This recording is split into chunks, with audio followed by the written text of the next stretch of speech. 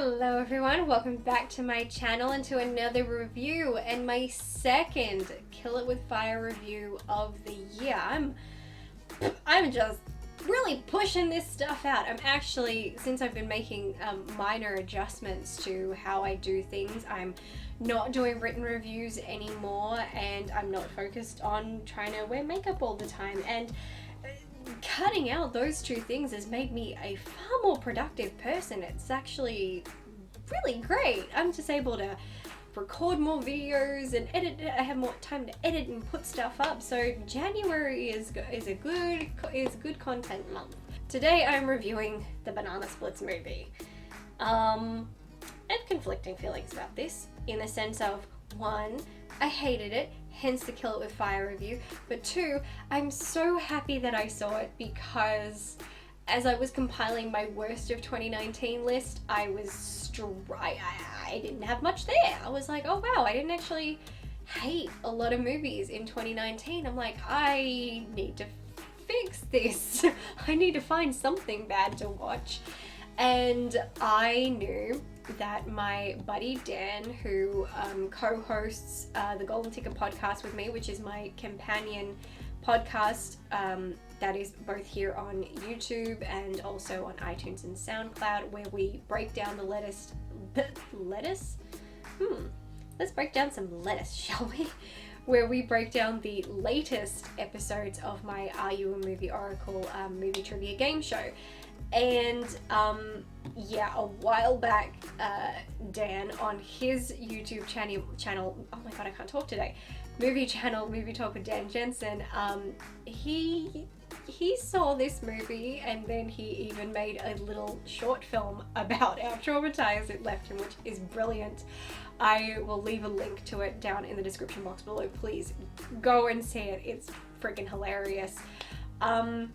I remembered him watching this and I googled it. I'm like, oh, this sounds horrible, and it popped up on one of the sites I use. I'm like, this I have to watch because it looks terrible and it looks like I'll hate it.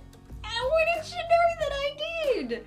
So let's just talk about why I hated it, shall we? The Banana Splits movie is a 2019 American horror comedy film directed by Danishka Esterhazy and written by Jed Elenoff and Scott Thomas, based on Hanna-Barbera's 1968 children's television series, The Banana Splits. The plot follows a family attending a live taping of the Banana Splits television series and trying to survive when the titular characters go haywire upon learning of their show's cancellation, starting a killing spree around the studio. I don't know which is worse, that the film exists or that it is based on an actual television series. Learning that fact was far more terrifying than anything that occurs in this film. I've always said horror comedy is a hard balancing act to do successfully, and this film failed at it, in my opinion. It didn't have a glimmer of hope of succeeding in either genre, let alone doing both together. Admittedly, people do die brutal deaths or sustain severe injuries in this film, but the fact 5 seconds later they act as if those injuries never happened makes you forget it ever happened yourself. One would at least hope maybe some of the kills would occur in a comedic fashion, but they were not. At the most, a pun was delivered shortly after the character's demise, but the puns fell on dead air.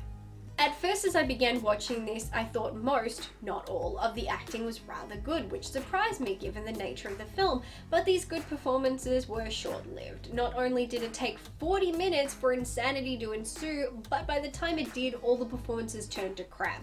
The biggest issue is there is not a single likable or fun character in this entire film's lineup, so watching them die means absolutely nothing and results in nothing more than a giant snore fest. The adults are all either morons or self-indulging assholes, and the children, especially the lead child, are naive little shits. There was only one kid I liked, and that was the little girl Zoe, because she at least was aware and commented on how messed up everything was the whole time. She understood what was up, thank God. While I love a film that depicts a mother going into protective mother mode, this film's mother went from insecure doormat to Rambo in 1/10 of a second, which was utterly absurd. Watching this film, I not only didn't care who died, but I also got to the point where I just wanted everyone to die so that the film would end.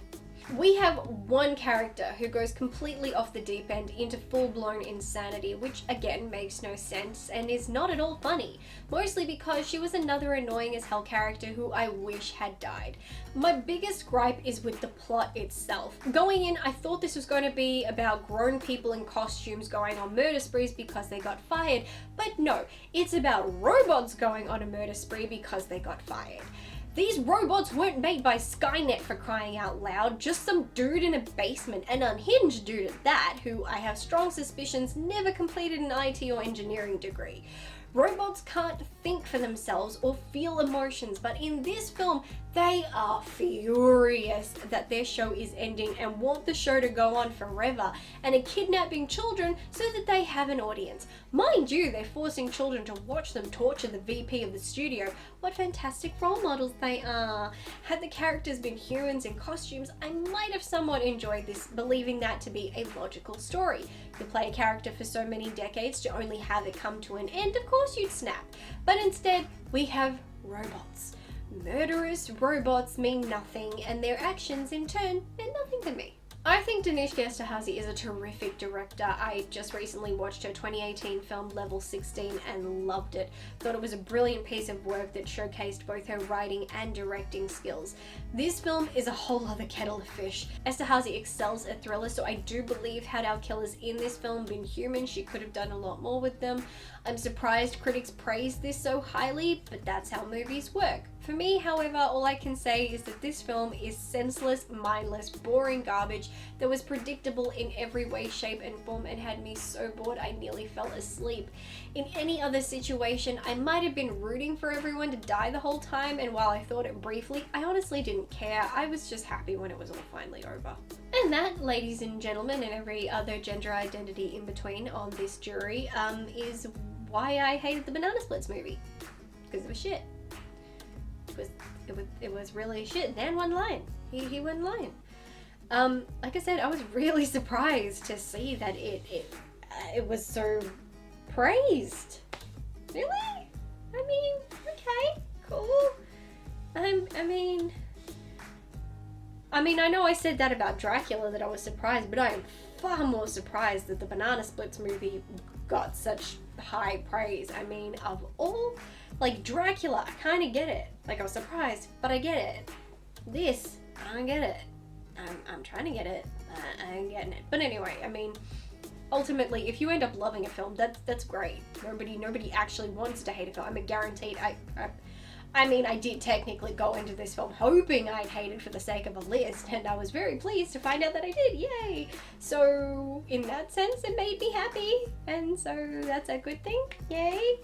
But as long as you're getting something from the film, all props to you.